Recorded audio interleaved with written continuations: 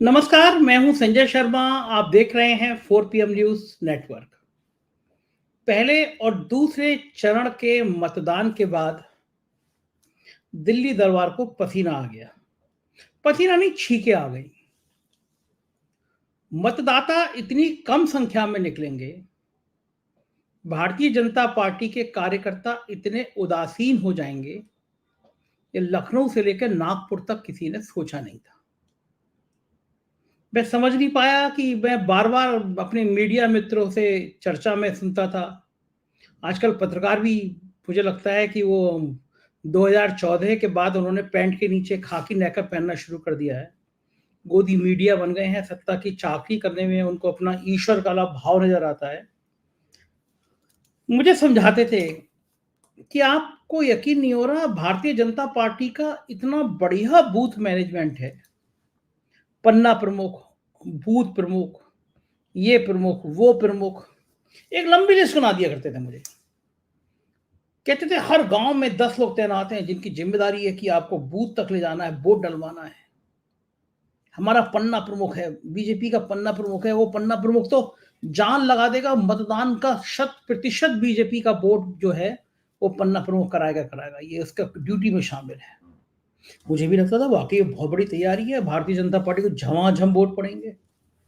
लेकिन पहले और दूसरे चरण के मतदान के बाद जो चीजें तस्वीर सामने आई, उसे साफ हो गया कि ये सिर्फ बातें थी, कपोल बातें थी, गप्पों वाली बातें थी। इनमें कोई दम नहीं था, क्योंकि मतदान प्रतिशत बहुत कम हुआ। और जो कम हुआ तो ये बात सामने आई कि इसमें से अधिकांश मत भारतीय जनता पार्टी के थे, जिनमें उत्साह नहीं था, करंट नहीं था। क्यों नहीं था वो मैं इस पे आगे चर्चा करूंगा। इस बीच में अमेठी और रायबरेली से कांग्रेस ने एक प्लान तैयार किया है, और इस प्लान की सूचना ने, इस प्लान की आहट ने, इस प्लान की चर्चाओं ने भाजपा को छींके ला दी है। क्योंकि सभी समझ गए हैं कि खड़गे का ये प्लान, खड़गे के नाम का ये प्लान बाद के सारे चरणों में, बाद के 5 चरणों में उत्तर प्रदेश में ये चर्चा करने पे मजबूर कर देगा कि उत्तर प्रदेश में ज्यादा सीटें एनडीए की आएंगी या उत्तर प्रदेश में ज्यादा सीटें इंडिया गठबंधन की आएंगी। आप सोचिए, सवाल ही सोचिए, अगर आप ये पूछने लगे लोगों से कि भाई उत्तर प्रदेश में बीजेपी की सीटें ज्यादा आ रही हैं या सपा कांग्रेस के गठबंधन की सीटें ज्यादा आ रही हैं, ये स्थिति तक लाने की बात, कल्पना करने की बात भी सोच लीजिए आप। कोई कल्पना कर सकता था? चुनाव शुरू होने से पहले गोदी मीडिया के एंकर और एंकरनियां चिल्ला चिल्ला के कह रहे थे कि 70+, 75+, 80 की 80, एक देश का बहुत बड़ा चैनल, उस पर सर्वे आया कि इंडिया गठबंधन की सिर्फ 2 सीटें आएंगी, बाकी 78 सीटें बीजेपी की आ रही हैं, बीजेपी और अलायंस की आ रही है, एनडीए की आ रही है। अब उनसे पूछिए, अब उनसे पूछिए कि तुम उत्तर प्रदेश के लोगों को मुंह दिखाने लायक बचे हो? पहले और दूसरे चरण की 16 सीटों का क्या अनुमान है? क्या मतदान की स्थिति है? क्या लोग कह रहे हैं?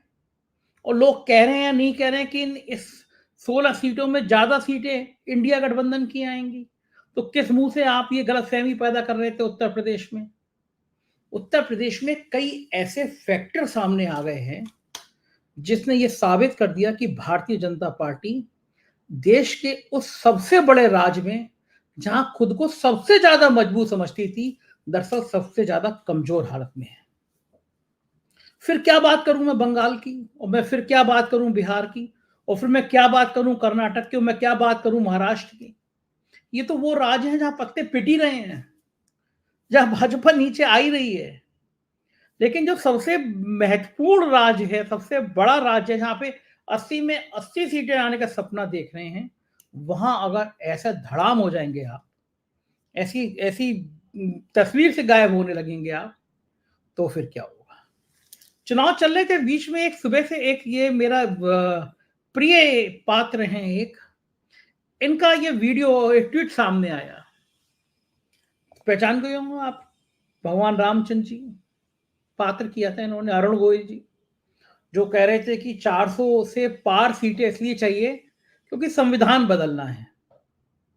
संविधान बदलते बदलते ये इतना बदल गए कि चुनाव खत्म हुआ और अगले दिन सुबह अटैची उठा के पत्नी के साथ मेरठ छोड़ के भाग गए और मुंबई पहुंच गए।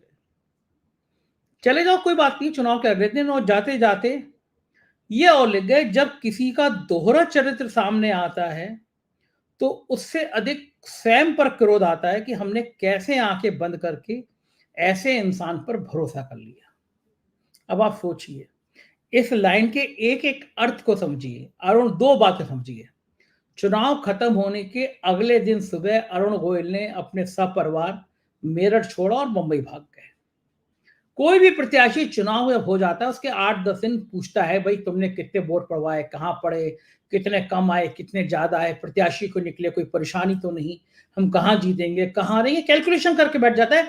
नींद नहीं आती अगले 4-5 दिन तक। तो सबसे चर्चा करता था, तुम्हारे गांव में कितने वोट पड़े, या तुम्हारे मोहल्ले में कितने वोट पड़े। इन भाई साहब ने अगले दिन टिकट कटाया और ये निकल लिए बंबई।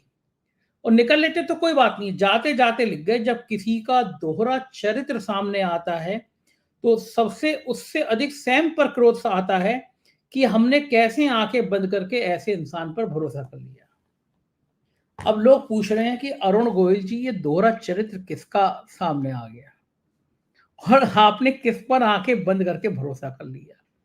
अब लोगों के तो जितने मोती जमान, लोग कह रहे हैं कि मोदी जी, लोग कह रहे हैं योगी जी, और आखिर क्या कमी थी कि आप मेरठ छोड़ के अगले दिन भाग गए।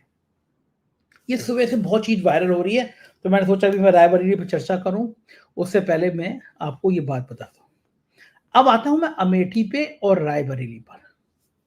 मैंने बहुत शो किए, असल में ये दो चीजें, ये दो जिले मेरे लिए एक शोध का विषय इसलिए थी कि मैं देखना चाहता था कि कांग्रेस का कितना तापमान है अभी, अभी कांग्रेस की कितनी स्थिति बची है उत्तर प्रदेश में, कांग्रेस क्या क्या नए प्रयोग करना चाहती है उत्तर प्रदेश में।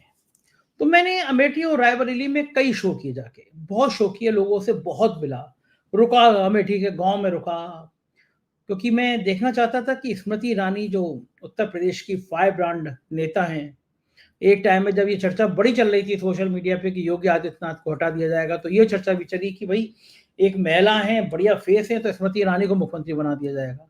लोग कहने को तो कुछ भी कहते रहेंगे ना। तो मैंने अमेठी में बहुत दौरे इसलिए किए कि मुझे पता चले कि अमेठी चाहता क्या है, और मैंने दर्जनों वीडियो बनाए, और अमेठी का शायद ही कोई वीडियो ऐसा होगा जो मिलियंस में नहीं गया हो, यानी 10 लाख, 20 लाख, 30 लाख। तो मेरे को एक बात समझ में आ गई कि अमेठी को पूरा देश सुनना चाहता है, जानना चाहता है।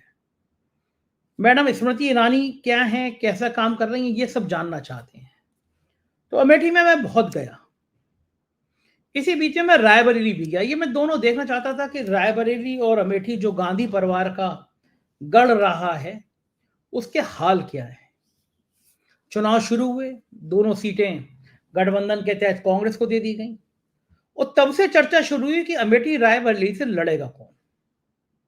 मैडम स्मृति ईरानी तो बड़ी गदगद थी। हमारे चैनल पे एक नौजवान आया था जिसने कहा था मैं पूर्व अंधभक्त हूँ, पूर्व चौकीदार हूँ, बड़ा वीडियो वायरल हुआ था। स्मृति ईरानी बड़ी परेशान थी, करोड़ों उसके व्यू आए थे, मेरा मीम बन बन के चला था। उसको बुलाया स्मृति ईरानी जी ने, और आते ही घर पे उसके पटका वटका पहना दिया, एएनआई पीटीआई से फोटो जारी कर दिया कि वो इसने बीजेपी ज्वाइन कर दी। वो 4 घंटे बाद उसने प्रेस कॉन्फ्रेंस करी कि मैं तो इनसे कामों की लिस्ट के लेके गया था विकास के लिए, इन्होंने जबरदस्ती मुझे पटका पहना दिया। तो और बेइज्जती हो गई स्मृति ईरानी जी की। अमेठी से फिर बात चली, मैंने लोगों से पूछा कि क्या चाहते हो, तो अमेठी के लोग राहुल गांधी को बहुत चाहते हैं। और मैं मिला था राहुल गांधी से, और 2 घंटे के आसपास मेरी राहुल गांधी से बातचीत हुई। हर नेता पूछता है कि आप वहाँ वो बहुत जाते हैं और आपने बहुत वीडियो बनाए, तो या अपनी तरफ से आपने सुझाव देता है अमेठी का। तो मैंने उनसे कहा था कि अमेठी के लोग चाहते हैं कि आप चुनाव लड़ें, वहां पे लड़ना चाहिए, क्योंकि अगर आप नहीं लड़ेंगे तो कांग्रेस नहीं खड़ी हो पाएगी। ये मैंने कहा था राहुल गांधी से। और मुझसे मुझे मोदी जी बुला के देते तो मैं उनको और बढ़िया सुझाव दे सकता था। मैं कहता उनको कि योगी जी को थोड़ा सम्मान दीजिए, योगी जी की उपेक्षा की जा रही है, ये निचले स्तर तक भाव चला गया है बीजेपी के कार्यकर्ताओं में। मोदी जी को मैंने कहा था मैं आपसे मिलना चाहता हूं, मैंने दोनों को कहा था, मोदी जी को, राहुल जी को। राहुल जी ने तो बुला लिया, मोदी जी ने लिफ्ट ही नहीं दी भाई। मोदी जी बुलाते तो मैं उनसे चाय पी के कहता कि भाई योगी जी को थोड़ा भाव दीजिए, क्योंकि योगी जी हिंदुत्व का आपसे बड़ा चेहरा बन गए हैं, बड़े ब्रांड बन गए। आप उनको अगर ये किनारे कर देंगे तो ये मैसेज दे देंगे कि अगर आप 300 आए तो आप योगी को हटा देंगे। जैसे आजकल क्षत्रियों के, नौजवान क्षत्रियों के ग्रुप पे मैंने खुद देखा, वहाँ मैसेज चल रहा है कि अगर योगी को बचाना है तो मोदी को हराना है, इस तरह के मैसेज चल रहे हैं जगह। तो मैं उनसे कहता लेकिन मेरे सुझाव माँगे कौन, तो लेकिन मेरा कहना फर्ज़ था। तो मैंने महसूस किया और मैंने कहा कि कांग्रेस को अगर आप चाहते हो उत्तर प्रदेश में बचाना तो लड़ना पड़ेगा, आपको लड़ना चाहिए आपको। आप कहते हो डरना नहीं है तो लड़ना चाहिए। तो हो सकता है ये रणनीति हो कि पहले वायनाड में चुनाव हो जाए, उसके बाद वो इसमें अमेठी में आए, क्योंकि भरोसा नहीं है बीजेपी राहुल गांधी को घेरने के लिए किसी भी सीमा तक जा सकती है। फिर बात चली रायबरेली से प्रियंका गांधी के लड़ने की। जब चर्चा चली तो वरुण गांधी को पहले जेपी नड्डा ने फ़ोन किया, हालचाल पूछा, बीमार थे, जेपी नड्डा ने मिलने की इच्छा ज़ाहिर करी। वरुण ने कह दिया मेरी तबीयत ठीक नहीं है, कुछ दिन बाद मिलूँगा। फिर अमित शाह जी का फ़ोन वरुण गांधी के पास आया। अमित शाह जी तो खुले स्ट्रेट फॉरवर्ड आदमी हैं, उन्होंने कहा कि भई मैं चाहता हूँ, हम लोग चाहते हैं कि आप लड़ें वहाँ से। रायबरेली से प्रियंका जी लड़ी तो आपको लड़ना चाहिए। तो वरुण गांधी ने कहा कि अगर ऐसी इच्छा होती तो मोदी जी मुझे खुद फ़ोन करते, लेकिन अभी फ़िलहाल ऐसी कोई बातचीत है नहीं और देखेंगे कुछ दिनों बाद। फिर प्रधानमंत्री ने फ़ोन किया उनको। सूत्र बताते हैं मेरे, वरुण गांधी के आस-पास के लोग बताते हैं मुझे कि फ़ोन किया कि भई आप चुनाव लड़ लीजिए यहाँ से और आप मेरे लिए कुछ करेंगे, मतलब मोदी के लिए कुछ करेंगे तो मैं भी आगे आपका ध्यान रखूँगा, इस टाइप की बातें करी। लेकिन वरुण गांधी समझ गए कि बहन को खिलाफ भाई को लड़ाया जा रहा है, वरुण गांधी ने उसके लिए मना कर दिया। अब लोग हैरान कि भई चुनाव तो हो गए लेकिन अमेठी और रायबरेली का टिकट अभी तक फाइनल नहीं हुआ। फिर मैंने आज कांग्रेस के एक बहुत सीनियर लीडर उनको फ़ोन किया दिल्ली में। नाम लेना ठीक नहीं है क्योंकि व्यक्तिगत मुझे वो बहुत सारी अंदर जो मीटिंग्स होती हैं उनकी बातें बता देते हैं। ये मेरे सोर्स जितने कांग्रेस में उससे कम भाजपा में भी नहीं है। भाजपा के मंत्री, कुछ मंत्री और भाजपा संगठन के कुछ बड़े लोग मेरे संपर्क में रहते हैं। ये मैं आज ओपनली बता रहा हूँ। मेरे मित्र हैं, पार्टी लाइन से अलग जाके मित्र हैं।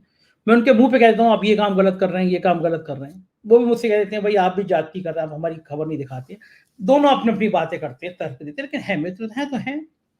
तो आज मैंने कांग्रेस के सीनियर लीडर को फ़ोन किया। मैंने कहा भाई ये अमेठी रायबरेली पे ये सस्पेंस पिक्चर बना दी, राम गोपाल वर्मा की थ्रिल पिक्चर बना दी कि पता ही नहीं चल रहा है दृश्यम की तरह कि लाश कहाँ गई? जासूसी पिक्चर कांड की तरह कि भई जासूस कहाँ गया? ये सस्पेंस कब खत्म करेंगे? तो वो हँसे मुझसे बोले कि अगर मान लीजिए कल्पना करिए कि प्रियंका गांधी की जगह के मल्लिकार्जुन खड़गे रायबरेली से चुनाव लड़ लें तो।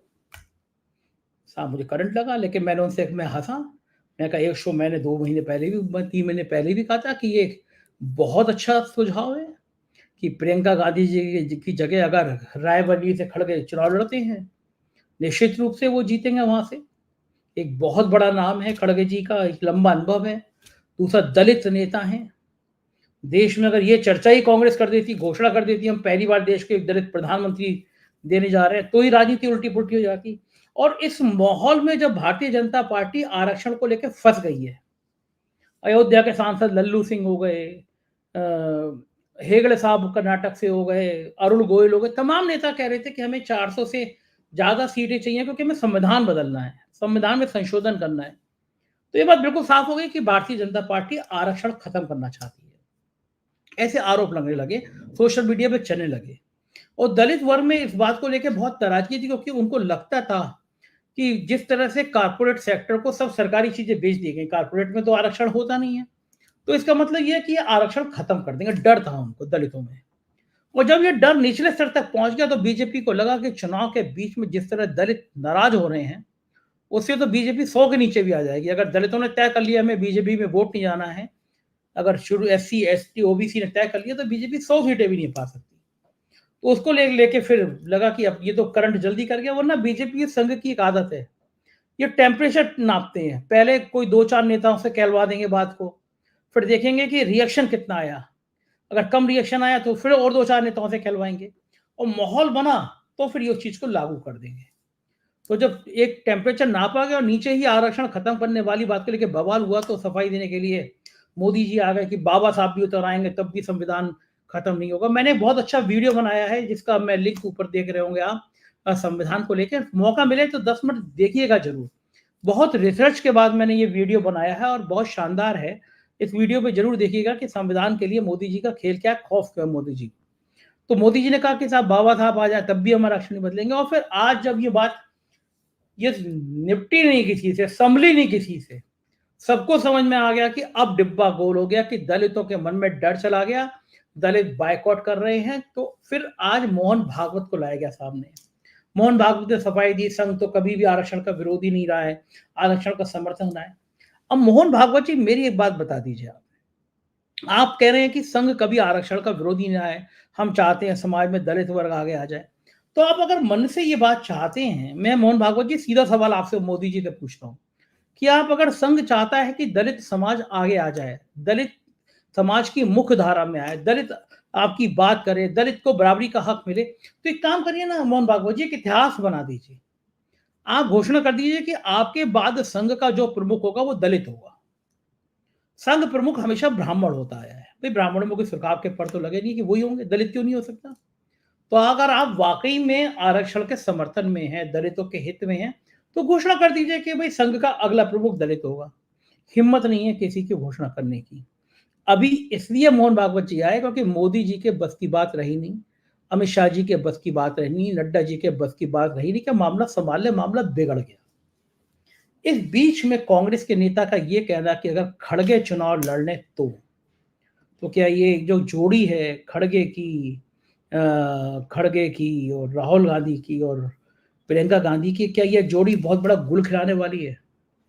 कल्पना करिए कि अगर रायबरेली से मल्लिकार्जुन खड़गे प्रत्याशी हो गए तो उत्तर प्रदेश के दलितों में जो ज्वार आएगा, जो तूफान आएगा, भारतीय जनता पार्टी के पांचों चरणों में बीजेपी को पसीने आ जाएंगे, एक तरफा चुनाव हो जाएगा। कांग्रेस के एक धड़े ने कहना शुरू किया कि मल्लिकार्जुन खड़गे रायबरेली से चुनाव लड़ें, जीतने के बाद भली वो त्यागपत्र दे दें, कर्नाटक की सीट रखें और फिर प्रियंका गांधी यहां से दोबारा चुनाव लड़ लें। ये प्लान अगर कामयाब हो गया तो क्या होगा? क्या वास्तव में ये कांग्रेस का मास्टर प्लान होगा?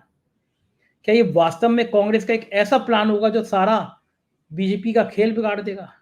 मैं बात करने के लिए आपको ले चलता हूं, उत्तर प्रदेश के कई बड़े अखबारों के संपादक रहे, कई बड़े इलेक्ट्रॉनिक चैनल के मीडिया समूह संपादक रहे अजय शुक्ला जी के पास बहुत शानदार, बहुत धारदार एक ऐसे पत्रकार जिसको जमीनी सतह की एक एक नॉलेज है, एक एक जिले की नॉलेज है, एक एक जगह घूमे हुए हैं। बेटी रायबरेली तो उनकी टिप्स पे रहती है।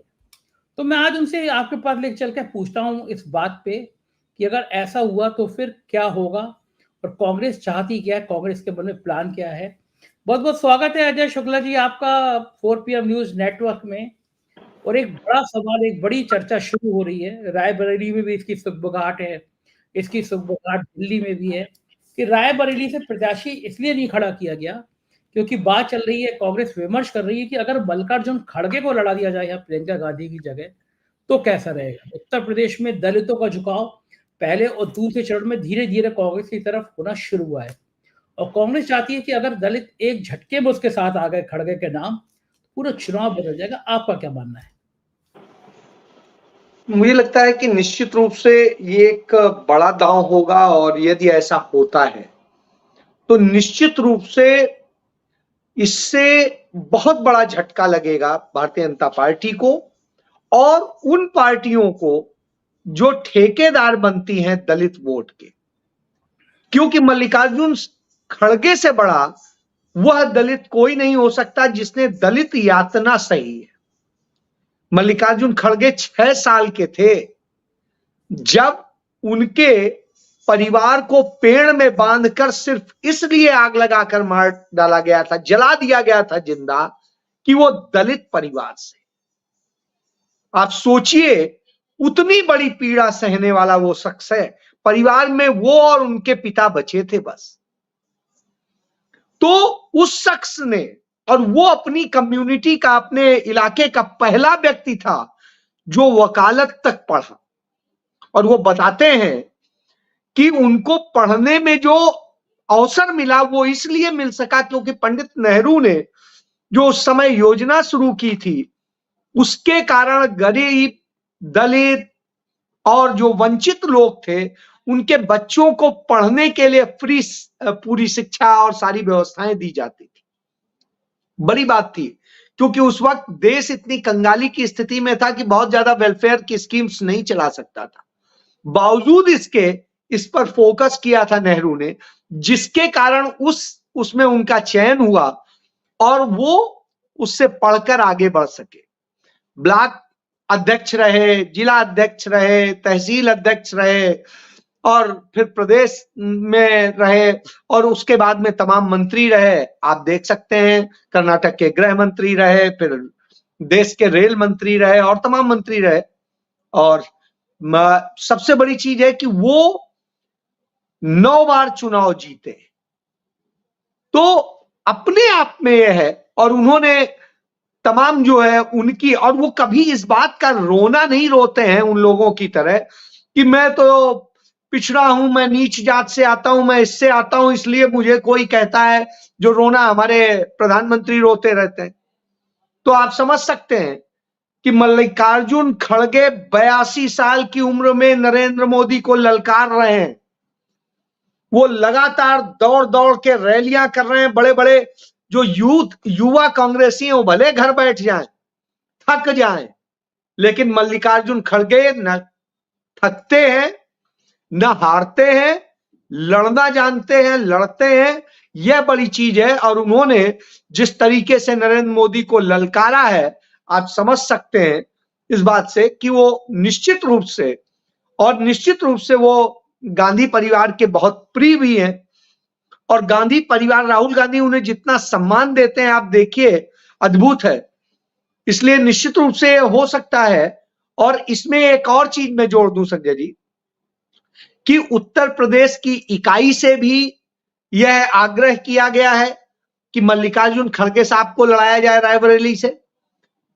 और यह भी आग्रह किया गया है तमाम सारे नेताओं के जरिए कि मल्लिकार्जुन खड़गे को लड़ाया जाए। हालांकि वो राज्यसभा सदस्य हैं, तो ऐसे में उन्हें आवश्यकता नहीं है, लेकिन फिर भी उन्हें बार बार कहा जा रहा है, आग्रह किया जा रहा है। अब वो तो निश्चित रूप से उनकी कमेटी को, उन लोगों को फैसला लेना है कि क्या करना है, लेकिन यह डिमांड उतनी ही है जितनी गांधी परिवार को वहां से लाने की है। क्यों? क्योंकि गांधी परिवार के बाद में जो व्यक्ति है जो यह चुनौती दे सकता है और ले सकता है, और जिससे नरेंद्र मोदी घबराते हैं, वो मल्लिकार्जुन खड़गे। और जिन्हें देश के विपक्ष का हर नेता अपना वरिष्ठ सीनियर अगुआ मानने को तैयार है, वो मल्लिकार्जुन खड़गे हैं, जिनके नाम पर कोई विवाद नहीं है। तो यह एक बड़ी चीज है। और आपने देखा ही था जब इंडिया गठबंधन की मीटिंग थी, उसमें उनको प्रधानमंत्री बनाने के लिए, उसका वो प्रत्याशी के तौर पे प्रस्तुत करने के लिए, जो चाहे अरविंद केजरीवाल हो, चाहे ममता बनर्जी हो, तमाम लोगों ने इसका प्रस्ताव रखा था कि उन्हें चेयरमैन बना करके किया जाए। तो यह अपने आप में यह स्थिति है। जी अच्छा जी, मुझे ये बताइए कि अगर मल्लिकार्जुन खड़गे रायबरेली से चुनाव लड़ते हैं, कि तय हो जाता है कि खड़गे साहब लड़ेंगे वहां से और अमेठी से राहुल गांधी लड़ेंगे, तो ये बात के 5 चरणों के चुनाव में कितना असर पड़ेगा? विपक्ष पे कितना असर पड़ेगा? बीजेपी पे कितना असर पड़ेगा? इंडिया गठबंधन पे कितना असर पड़ेगा? देखिए, चूंकि कांग्रेस में परंपरा नहीं है प्रधानमंत्री का कैंडिडेट घोषित करने की, चाहे देश का पहला इलेक्शन रहा हो, चाहे इस समय चल रहा है इलेक्शन, तो कांग्रेस में कभी परंपरा नहीं रही।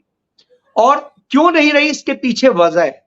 कांग्रेस उस संविधान का सम्मान करती है जिस संविधान को बचाने की वो लड़ाई लड़ रही है।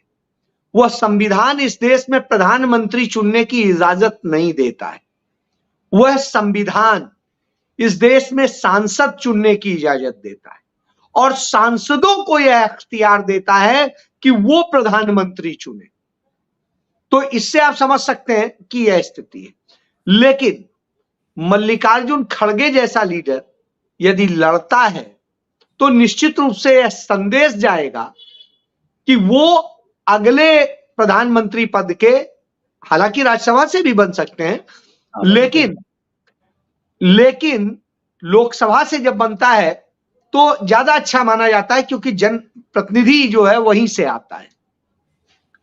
तो यदि मल्लिकार्जुन खड़गे लड़ते हैं तो यह संदेश बिल्कुल स्पष्ट हो जाएगा कि भारत का अगला प्रधानमंत्री, जो कि कांग्रेस कहने में हिचक रही है, वो मल्लिकार्जुन खड़गे होंगे। और हिंदुस्तान के इतिहास में पहला दलित प्रधानमंत्री देश को मिलने जा रहा है मल्लिकार्जुन खड़गे के तौर पे। और तमाम वो नैरेटिव टूट जाएंगे कि ये पहला मुख्यमंत्री बना दलित, ये बना वो बना। कांग्रेस ने ही ये प्रयोग किया था। आपको दे देता हूं, जो काशीराम का सपना था, जो आज तक कोई नहीं पूरा कर सका, कि पंजाब में, चूंकि वो वहीं पैदा हुए थे, कि पंजाब में एक दलित मुख्यमंत्री बने। और उनका यह सपना क्यों था? क्योंकि पंजाब की सबसे बड़ी जो कम्युनिटी है, जिसका वोट बैंक है, वो दलित है। उसका 32% वोट, और 32% वोट वाले राज्य में कभी भी मुख्यमंत्री नहीं बना। और वहां मौजूदा जो सरकार है अरविंद केजरीवाल आम आदमी पार्टी की, उस सरकार के आने के पहले उनके मैनिफेस्टो में था कि वो डिप्टी सीएम बनाएंगे दलित। उन्होंने नहीं बनाया है, आप ये सोच लीजिए। लेकिन राहुल गांधी ने यह प्रयोग करके पहले ही दिखा दिया कि डिप्टी सीएम नहीं, हम सीएम बना सकते हैं, और वो भी काशीराम के परिवार से बना के दिखा दिया। तो चरणजीत सिंह चन्नी काशीराम के परिवार से। तो इससे आप समझ सकते हैं कि कांग्रेस ने इतना बड़ा प्रयोग किया, तो कोई बड़ी बात नहीं है कि यदि राहुल गांधी की चली, और हम आप दोनों लोग राहुल गांधी से मिले हैं, उनके व्यवहार से जानते हैं कि राहुल गांधी को पद, ये सारे प्रलोभन, ये भौतिक सुख, ये कोई बहुत उन्हें मायने नहीं रखते। हम लोगों ने निजी तौर पे देख लिया। तो सीधी सी बात है, राहुल गांधी के लिए कोई चीज मायने नहीं रखती। वो वास्तव में संत हैं। आज की डेट में राजनीति में यदि कोई संत है और विद्वान संत है तो राहुल गांधी है। तो ऐसी स्थिति में कोई बड़ी बात नहीं कि राहुल गांधी मल्लिकार्जुन खड़गे को प्रधानमंत्री बनाने का प्रस्ताव खुद ही रख दे। तो ऐसी स्थिति में निश्चित रूप से न सिर्फ उत्तर प्रदेश बल्कि देश में इसका बहुत बड़ा प्रभाव पड़ेगा। देश की राजनीति की दशा दिशा बदल जाएगी, क्योंकि राष्ट्रपति तमाम बन चुके हैं, लेकिन जब प्रधानमंत्री बनेगा, जो एग्जीक्यूटिव पावर है, तो आप समझिए, आप याद करिए, बाबू जगजीवन राम जब उप प्रधानमंत्री बने थे, उतने से ही दलित समुदाय में क्या संदेश गया था। जब वो कांग्रेस पार्टी के पहले दलित अध्यक्ष थे, तो कांग्रेस पार्टी ही ये प्रयोग कर सकती है और किसी दल में हिम्मत नहीं है।